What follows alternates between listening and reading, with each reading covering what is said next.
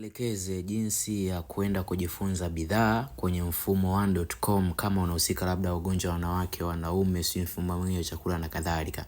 Inawezekana unaingia kwenye mfumo 1 unashindwa kujifunza. Haya, twende step by step. Haya, utaingia kwenye Chrome, utaandika mfumo 1.com. Ngoja nirudi nyuma au ngoja niingie kabisa kwenye Chrome na mimi. Unaingia kwenye Chrome hapo, Google Chrome.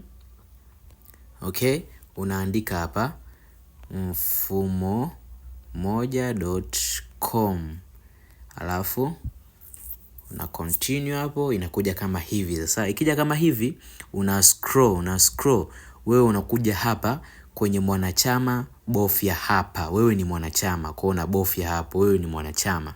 Ukibofya hapo inakuja kama hivyo.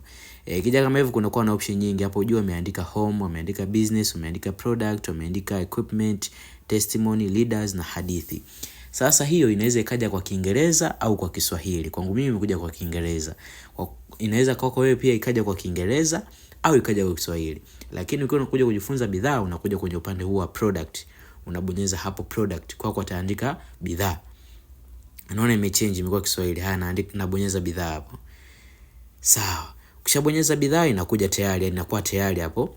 Haya, una scroll down hapa. Kimfano ya kwanza ni bidhaa za mfumo wa wanawake, ya pili bidhaa za viungo na mifupa, ya tatu bidhaa za urembo na ngozi, ya nne bidhaa za kupambana na uzee, bidhaa za usafi binafsi, bidhaa za kupunguza uzito, bidhaa za kinga ya mwili, bidhaa za mfumo wa damu, bidhaa za mfumo wa uzazi wa mwanaume, bidhaa za watoto, bidhaa za mfumo wa chakula.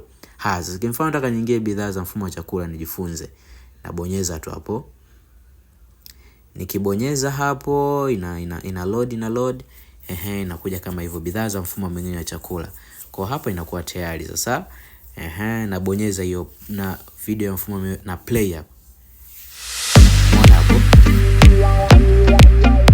Kwa nikiplay inakuja kama hivyo, naanza kuangalia. Kwa hapo ndo unakuja unajifunza sasa hizo video za mfumo wa mmeng'enyo wa chakula, jinsi zilivyoelekezwa na kadhalika. Kwa hedhi, maumivu kipindi cha kupevuka, lakini pia hapa unazungumzia changamoto ya mzunguko wa hedhi unaokuwa. Naona nimejichanganya, nimebonyeza magonjwa ya wanawake badala ya mfumo wa mmeng'enyo wa chakula. Kwa kitu ambacho utakihitaji ndio utakachokibonyeza na kitakacho kuja ni hiko. Sawa, hivyo ndivyo unavyokuja huku kujifunza. Asanteni.